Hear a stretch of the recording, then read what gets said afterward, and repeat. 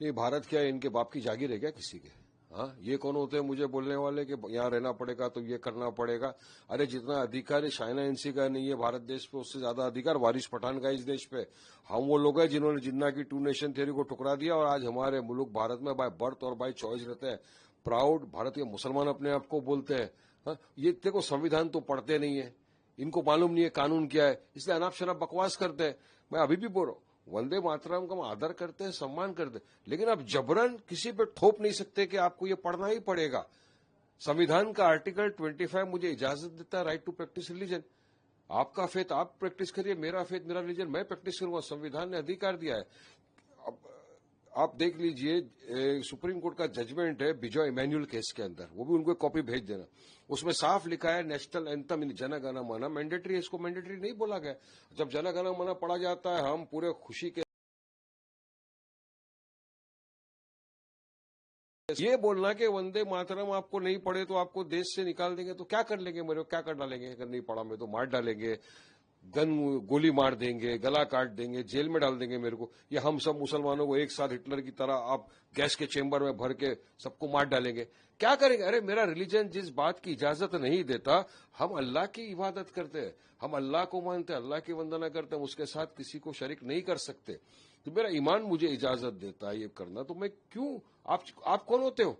संविधान मुझे इजाजत देता है, सुप्रीम कोर्ट का जजमेंट मुझे इजाजत देता है, तो फिर आप कौन होते हो इस तरह की ये करने वाले कि आपने ये नहीं किया तो आप एंटी नेशनल हो गए, आप पेट्रोटिज्म नहीं रहे? अरे भाई, मुझे नेशनलिज्म और पेट्रोटिज्म का सर्टिफिकेट ये बीजेपी शिंदे सरकार से नहीं चाहिए।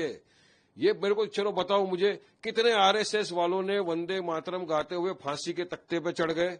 नाम बताओ मुझे नाम बताओ उन आरएसएस वालों का जिन लोगों ने वंदे मातरम बोलते हुए जेल में चले गए। एक भी नहीं दिखेगा आपको। अरे जंग आजादी में तो वे थे भी नहीं, तो ब्रिटिशरों की गुलामी कर रहे थे। हम वो लोग थे जिन्होंने जंग आजादी में अपनी जानें गंवाई भारत देश के लिए। आज हम प्राउड भारतीय मुसलमान हैं और हमको सर्टिफिकेट दे रहे, वो भी असंवैधानिक चीजों के लिए। आप उनको बोल देना कि आपको चला जाना है, आप चले जाइए भारत छोड़ के। वारिस पठान पैदा हुआ भारत में, मरेगा तो दफनाया भी जाएगा भारत के अंदर। और जो संविधान ने मुझे अधिकार दिया उसका पूरा पालन करते रहूंगा। और जो चीज मुझे मेरा रिलीजन अलाउड नहीं करता, हम नहीं बोलेंगे। संविधान का ये क्यों नहीं मानते ये बात?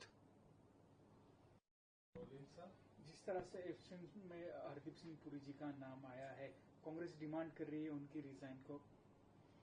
देखिए, एप्स्टीन फाइल जो आया है इसने पूरे देश को नहीं दुनिया को झंझोड़ कर रख दिया है। आप देखिए वहां के जो वीडियो वगैरह जो आ रहे हैं, किस तरह से फाइल था, कन्विक्ट था। उसके साथ में अगर भारत देश का किसी मंत्री का नाम आता है हरदीप पुरी का, तो ये गंभीर विषय है। इस पे सरकार को जवाब देना चाहिए कि क्या है, क्या वजह थी, क्यों मिले। अब उसमें मोदी जी का नाम आ रहा है, हरदीप सूरी का नाम आ रहा है, अनिल अंबानी का नाम आ रहा है। तो तमाम चीजों जिन लोगों के नाम आ रहे हैं, तो सरकार को उसका जवाब देना चाहिए ना, क्योंकि सब देश जानना चाहता है कि क्या था, क्या वजह थी। आप उसके ऐसे एक दरिंदे के साथ आप कांटेक्ट में थे जो इतना घिनौना आदमी था, चाइल्ड अब्यूज करता था। उसके देखिए, उसका वीडियो देख के दिल वो हो जाता है एकदम।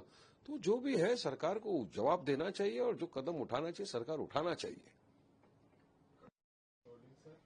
बांग्लादेश के जो नए पीएम बने हैं उनको प्रधानमंत्री जी नरेंद्र मोदी जी ने शुभेच्छा दी है।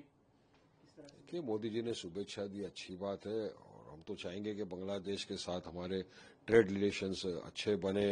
पड़ोसी मुल्क है, तो भारत के ट्रेड के लिए जरूरी है कि हम सबके साथ मिलकर रहे। और जो बांग्लादेश के अंदर हमारे जो हिंदू माइनॉरिटी के ऊपर जो जुल्म हुआ है उसके खिलाफ भी मोदी को बोलना चाहिए कि उन कार्रवाई करें ना, कि क्यों ऐसा हो रहा है, रोकना चाहिए। किसी को कायदा कानून हाथ में लेने का तो अधिकार है ही नहीं।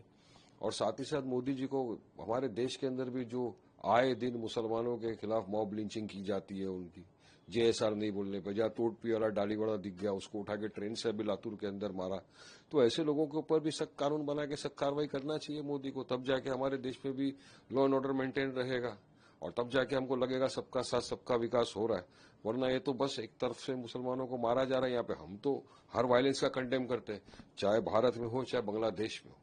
मगर साथ साथ भारत देश के अंदर भी जहां रहते हैं वहां पे सख्त कानून बनाना चाहिए इन बेलगाम घोड़ों को रोकने के लिए, जो आए दिन मुसलमानों को बस इस तरह से मॉब लिंचिंग करके मारते हैं।